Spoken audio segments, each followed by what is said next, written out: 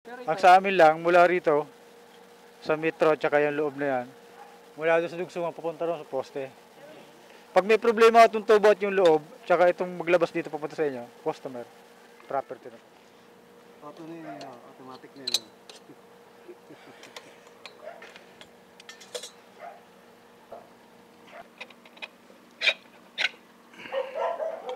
Uy!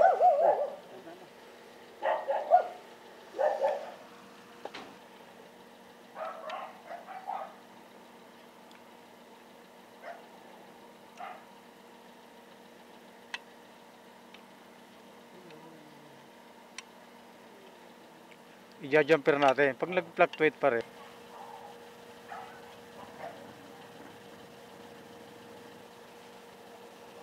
Ito gagawin natin guys. Magto-troubleshoot tayo. Kasi sabi ng customer, fluctuating ilaw nila. Goods naman doon sa taas. O kung yung connector doon. Mga dugsungan. Dito naman tayo.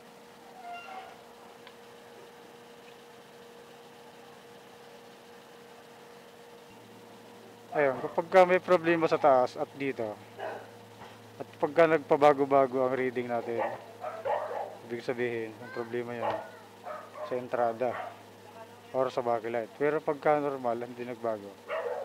Dahil pinabuksan natin yung mga ilaw nila sa loob. Ilaw, electric fan. Itong isa nag-spark ka.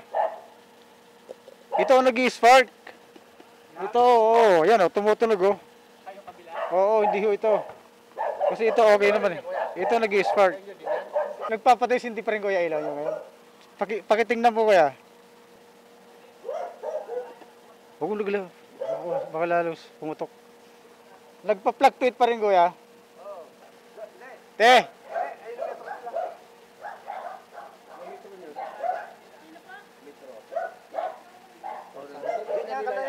Kanya, tayo 2 metro. 2 resibo. Tingnan mo yung meter number. Ang meter number niyan, ito yun, tinanggal mo. Oh, yung isa. Ito. O di dalawa ho pala sa inyo. Ito, walang problema to, ma'am. Itong digital lang meron. Nag-i-spark yung loob. Yan, bubuksan natin mamaya. Ibabalik ko na to ha. Pakiabot niya.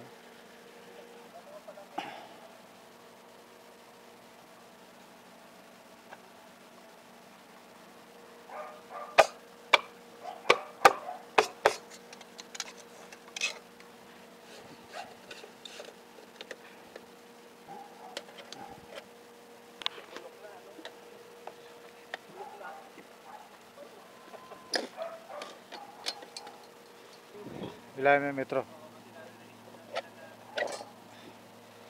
Ayan, backlight. Yan po. Sunog na oh. Oh. Yung wire niya na... Ito, kami magpapalit nitong ano to. Kasi sa amin yan. Kami po magpapalit nito. Kayo? So, gamit namin. Papalitan yun. Meron na kami gamit. Meron po. May dala kami dyan. Gawa lang ito sa Meralco ho yan eh. Kala ko ako pa magagamit eh. Babalik ko na lang kami sa Bulacan. Babalik ka na kayo? Ito lang problema ninyo kuya oh. Kailangan ma-fix nyo to. Mapalitan nyo na yan. Papalitan nyo rin? Ikaw na rin papalit? Kayo po. Electrician. Ang sa amin lang, mula rito, sa metro, tsaka yung loob na yan, mula doon sa dugsungan, papunta doon sa poste. Pag may problema itong tubo at yung loob, tsaka itong maglabas dito papunta sa inyo, customer, property na po. Paano nga nagin? Ano gagawin mo? Ito, sa amin to. Gawa na nandito nagkaroon ng problema, gagawin namin ngayon to. Meron kaming gamit para dito.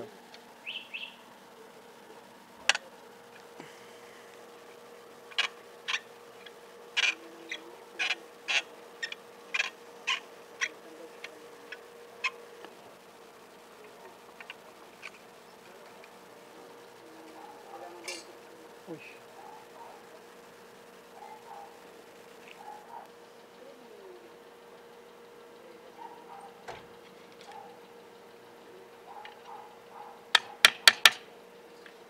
Or